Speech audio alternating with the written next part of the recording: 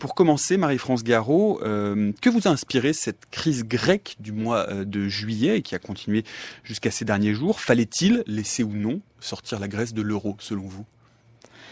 Je me permets de vous répondre que ça ne dépend absolument pas de nous. C'est une crise dans laquelle, comme d'habitude, nous avons été spectateurs. Spectateurs attentifs et fidèles, mais enfin, non. Et justement, ça mène à réfléchir sur les raisons pour lesquelles nous sommes spectateurs.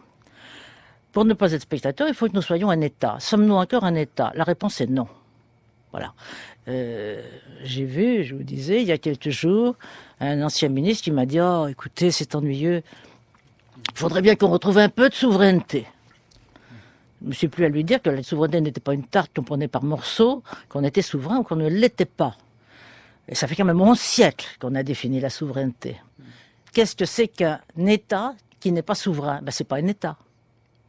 Alors, on peut être un État membre, ce qui est la manière de mettre le mot État alors qu'on n'a plus les pouvoirs de l'État.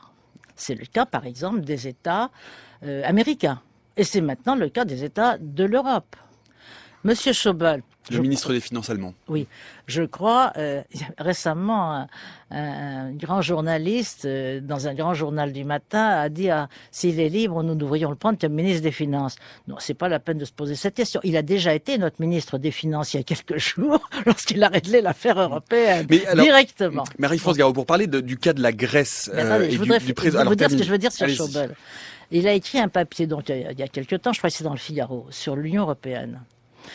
Et il n'a pas dit les États européens, il n'a pas écrit les États européens, il a écrit les peuples et les territoires qui composent l'Union européenne. Et ce n'était pas sans une précision terminologique volontaire. C'est-à-dire que la France n'est plus un État. J'ai vu avec satisfaction qu'il y avait des gens qui le pensaient encore, puisque M. Sarkozy appelle ses militants les républicains. Nous ne sommes plus une république parce que nous ne sommes plus un État.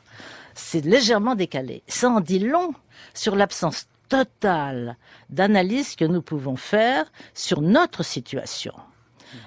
Bon, M. Schäuble nous a pris par la main éventuellement pour nous faire signer. Nous ne sommes plus un intervenant, nous ne sommes plus souverains.